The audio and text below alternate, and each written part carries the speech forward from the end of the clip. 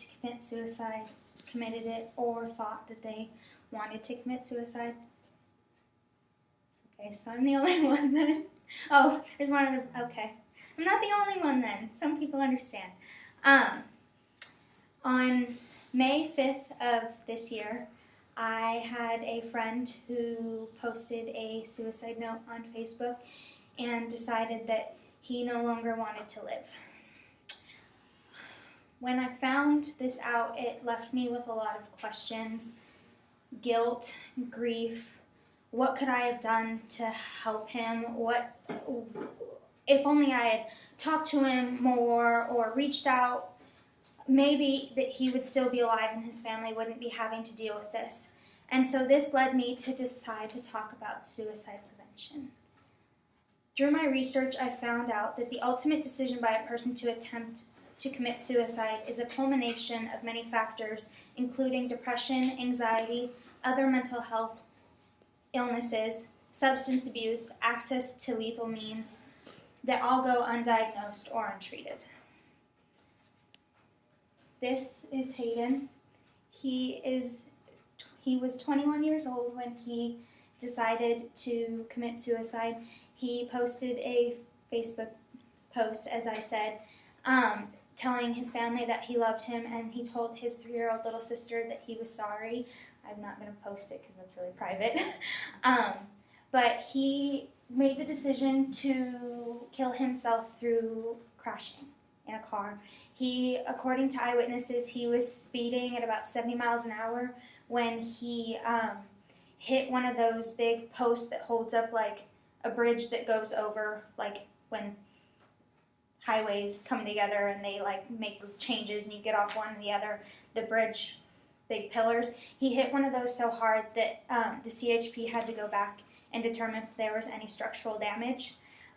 In this car crash, he sustained a traumatic brain injury that thankfully was only at the back of his head, so his family could see his face untouched and be able to say goodbye. But there is one good thing that comes out of this sad story.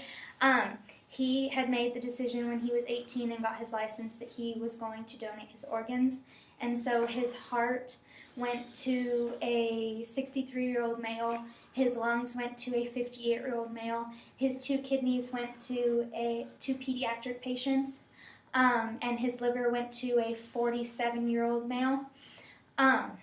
So I'm sure all of us remember hearing at one time or another, if we took a psychology class or something, that suicide, people commit suicide, and there's all of these statistics, and you're like, well, what does all of this mean? To relate this back to us, in an article called Suicide Prevention posted by youth.gov, it cites that suicide is the second leading cause of death among youth aged 15 to 24. Approximately 1 out of every 15 high school students reports attempting to commit suicide each year. This sounds startling. I mean, we were all high school kids just last year. I mean, I'm sure there might be a few of you that have thought about committing suicide, but for the most part, it's such an abstract idea to us. Overall, nationwide, the American Foundation of Suicide Prevention states that suicide is the 10th leading cause of death in the U.S., and that on average there are around 123 suicides a day. Here is some of the California statistics from 2017. It states that there were around 4,167 deaths by suicide, that's around 10.4% for every 10,000 every 10,000 people in the population, and we are ranked 45th out of all 50 states in terms of how many suicides people commit a year. As you can see, it costs an exorbitant amount of money to California. In an article written by Jamie Dutchon, published today in Times Magazine, a website On Time Magazine's website, a recent study has shown that the number of all U.S. children's hospital visits due to suicide attempts or thoughts has risen from 0.66% in 2008 to 1.82% in 2015. What does this mean for us? Why are we having so many more children and adolescents and adults commit suicide? I'd like to talk to you about risk factors.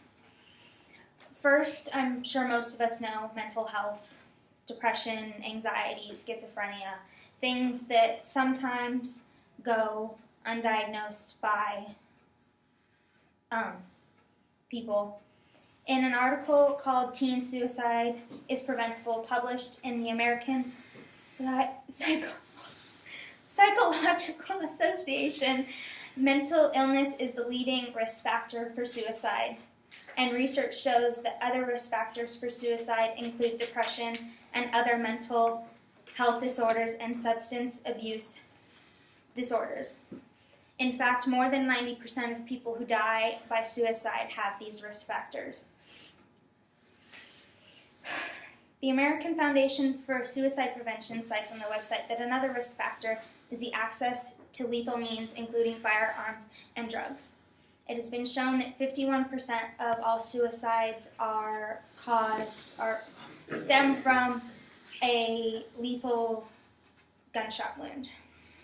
So what do we do? How do we help people wanting to commit suicide? There are a multitude of options for us to choose from. Here's one option that was written in an article by Lisa Firestone in September 2017 called How You Can Help Someone at Risk for Suicide. It's a 5-step plan where if you find somebody that you're close to, you feel as though they are going to commit suicide, you first engage them and in a nice, non-confrontational way, and you identify whether they are having suicidal thoughts or risks, and then you ask them, what can I do for you? And then you assess and ask if they have a plan themselves about getting treatment, and then after your discussion, you help develop an action plan for them. In an article, Suicide Prevention, How to Recognize the Warning Signs, published by Health Mill, the official website for military health, further affirms the need to listen to a person, which goes back to the 5-step plan. Lisa Esposito wrote in an article in 2015 for U.S. News that highlights an ambitious campaign called Zero Suicide that changes the screening process to better identify at-risk patients. When a patient goes in for mental health issues or really any other issues, when they fill out the forms and stuff, if they hit an at-risk point, they get a checkbox and they are put into the suicidal pathway, and then from there, when they make appointments, if they miss them, people at the office call and say, hey, missed your appointment, just checking on you, we want to make sure that you're okay, and then if they can't get a hold of them, they move on to emergency contacts, etc., until they find the person, and this has been shown to dramatically reduce the rate of suicides for treatment centers that implement this screening process. And if you or anybody you know feel as though they need to call the Suicide Prevention Hotline, there's the number. You can look it up too. But overall, I hope that none of you have to go through the kind of pain and loss and suffering that I have, either because you feel as though you don't want to live anymore, or if you have somebody who doesn't want to live anymore.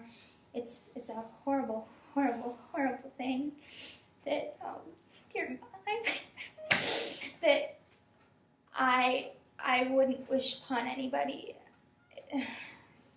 I hope that in my presentation today you've learned a little bit more about suicide prevention and what you can do to help those around you.